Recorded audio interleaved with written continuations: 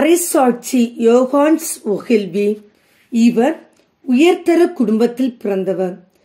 இவர் மிக திறமையானவர்.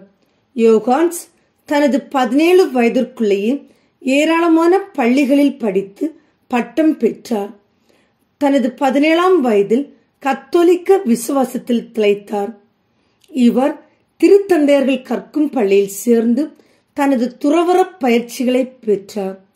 பின்னர் 1599 இயேசு சபையில் சேர்ந்தார்.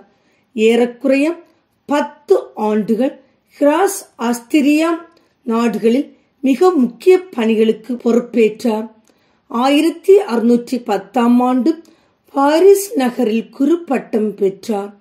அதன் பிறகு மீண்டும் தன் தாய்நாடான ஸ்காட்லாந்திற்கு திரும்பினார். அதன் பிறகு எடின்பர்க் என்ற இடத்தில் வழக்கறிஞராக பணியாற்றிய ஒருவரின் மகனுக்கு கல்வி கற்றுக் கொடுத்தார். இவர் கத்தோலிக்க விசுவாசத்தை கண்ணும் கருத்துமாக இருந்து பரப்பினார். இதனால் பலமுறை சிறைப்பிடித்து செல்லப்பட்டார்.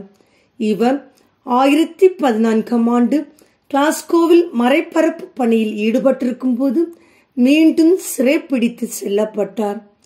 கத்தோலிக்க விசுவாசத்தை கைவிடும்படி வற்புறுத்தப்பட்டார். ஆனால் இவர் அவ்விசுவாசத்தில் சிறிதும் தளராமல் சிறையிலும் போதித்தார். இதனால் இவர் மீது பொய்க்குற்றம் சுமத்தப்பட்டு இறப்பதற்கு ஆணை பிறப்பிக்கப்பட்டது. அவ்வாணையின் பேரில் இவர் தூக்கிலிடப்பட்டு கொல்லப்பட்டார்.